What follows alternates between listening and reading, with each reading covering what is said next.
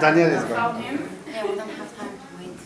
He's so helpful, Daniel. Okay, so we can just remove that chair. Yeah. Okay.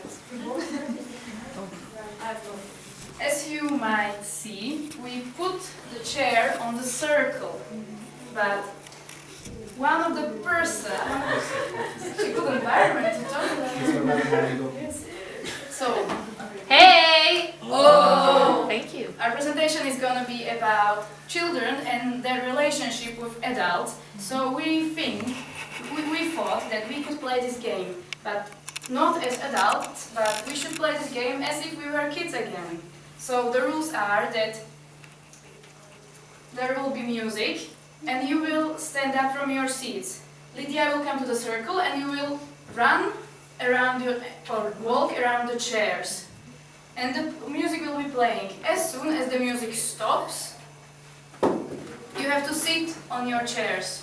But there is one chair less than people, so one person must go out from the circle. Do you all know the game? Yeah, we played in the kindergarten, right? Yeah.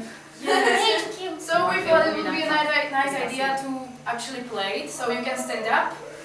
Lydia, you can go to the circle. Which But try to move a little, not just walking. Yeah, you have to go faster. Not just like 3, 2, 1, let's go. today ti sono oh, bella ciao, bella ciao, bella ciao, ciao, ciao. Questa mattina mi sono alzato e ho trovato il vaso che sono stavi via. Oh bella ciao, bella ciao, bella ciao, ciao, ciao. It's for you.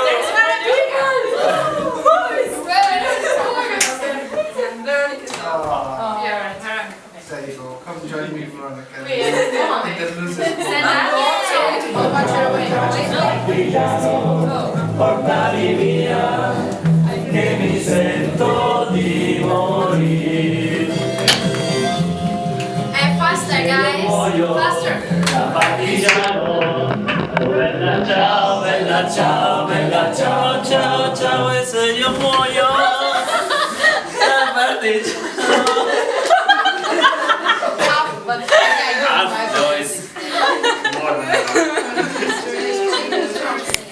So, who's out? Daisy. Okay. Papa. Da partigiano, tu mi devi seppellire e seppellire la su montagna. Oh, bella ciao, bella ciao, bella ciao, ciao, ciao, e seppellire.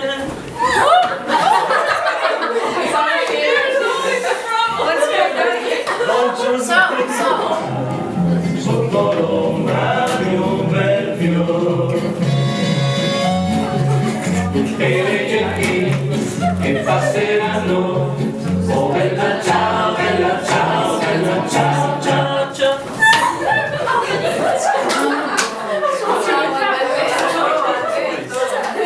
Ciao, ciao. Ciao. Papa, put the chair away. Wait, no. Mi diranno che bel fiore. There is someone. E questo è il fiore che il partigiano. Oh bella ciao.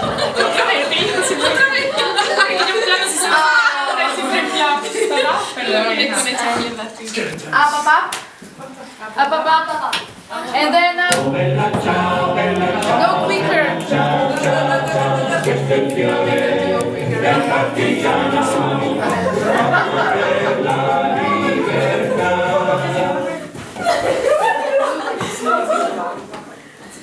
Bye. Bye, Sophia.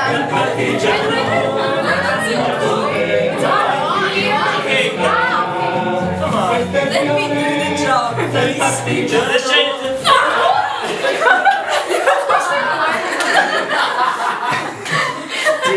Diana is the player. Might be tricky. She's not out.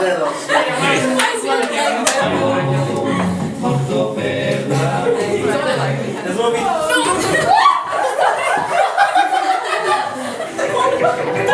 Change!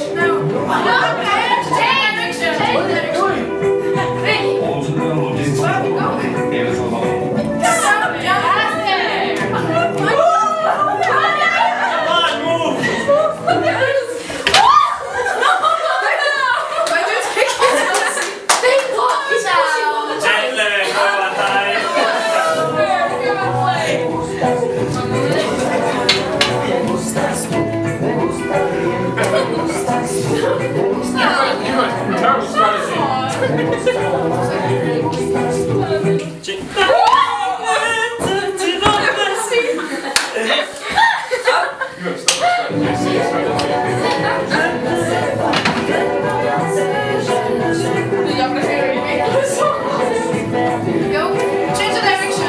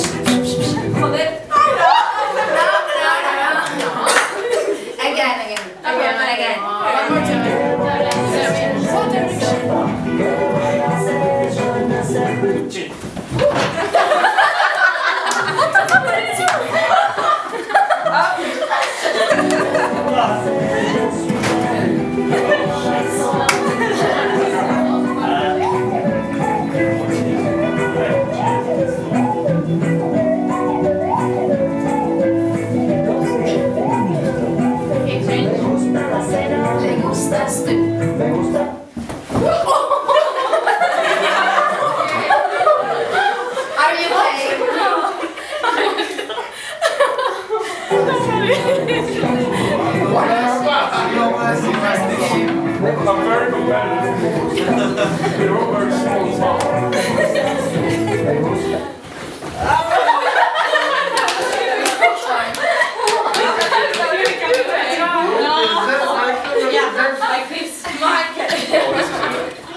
So, I feel a little bit stressed. Okay, So, ready? Yeah. I've been watching you.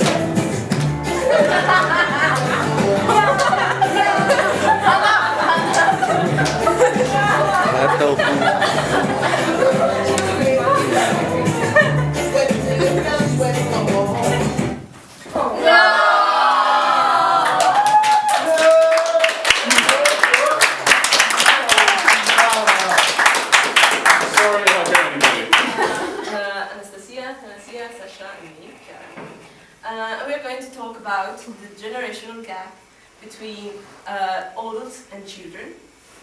We believe that we can fill this gap by improving communication, enhancing empathy, and improving creativity.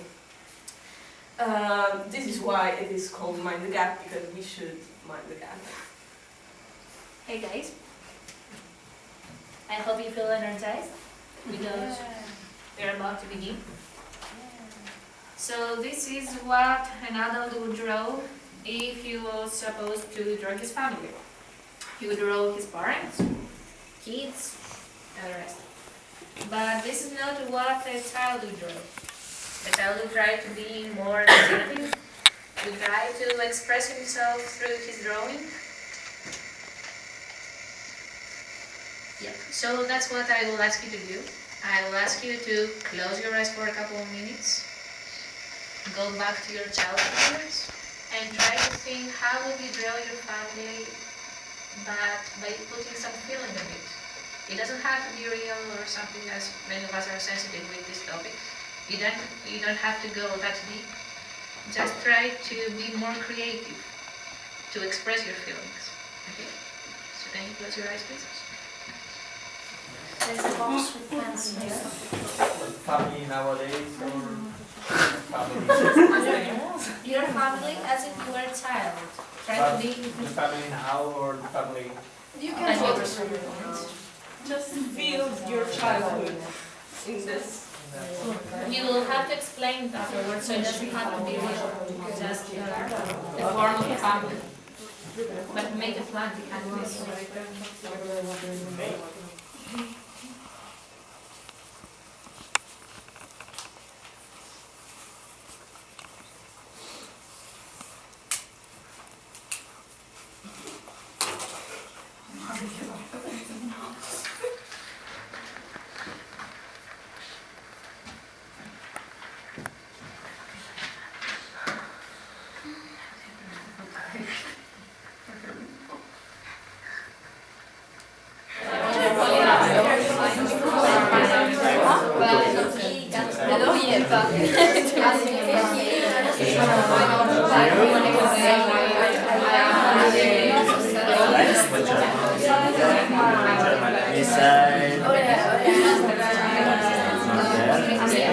And you are in the middle of the street.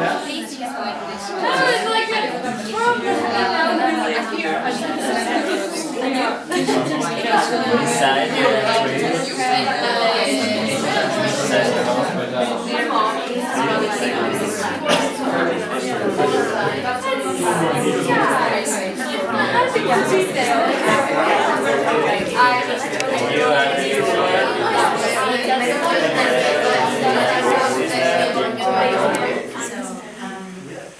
I think that we all came to the position that we have to communicate with a child, I mean as adults, and I'm sure that when you're trying to communicate with a child, first of all it's something very fascinating, because children they're always using, they're thinking out of the box and they're using a lot of imagination when they're thinking, when they need to express themselves.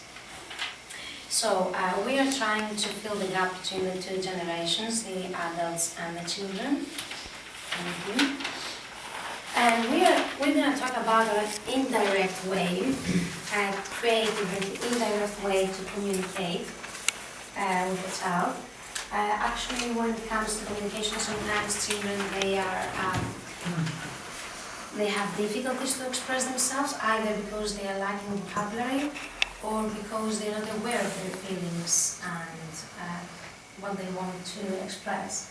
So, drawings is an artistic way, a creative way to express yourself.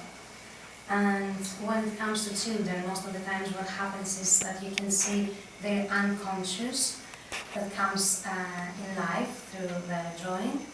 And what we can see through the drawing is the fears, the worries, their feelings and the deeper thoughts of children.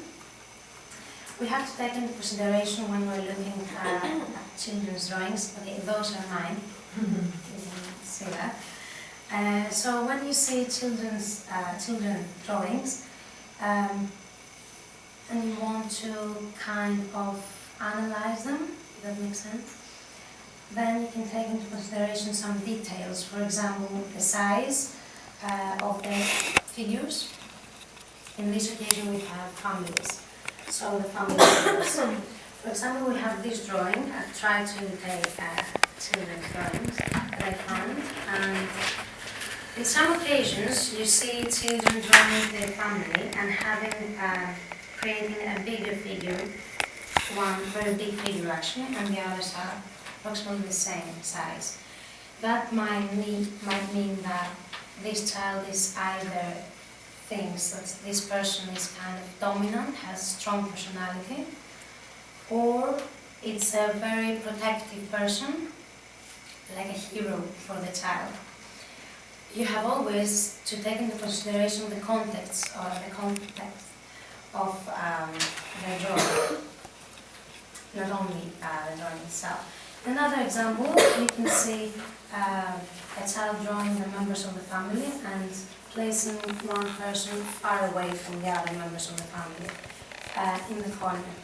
So we have a distance here. That might mean that there is an emotional distance between the child and this figure, this family. When we want to mind the gap is empathy.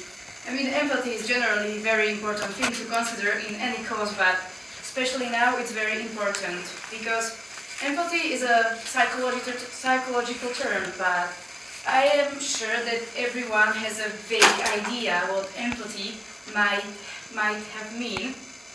And we can say that empathy is a skill of or individual to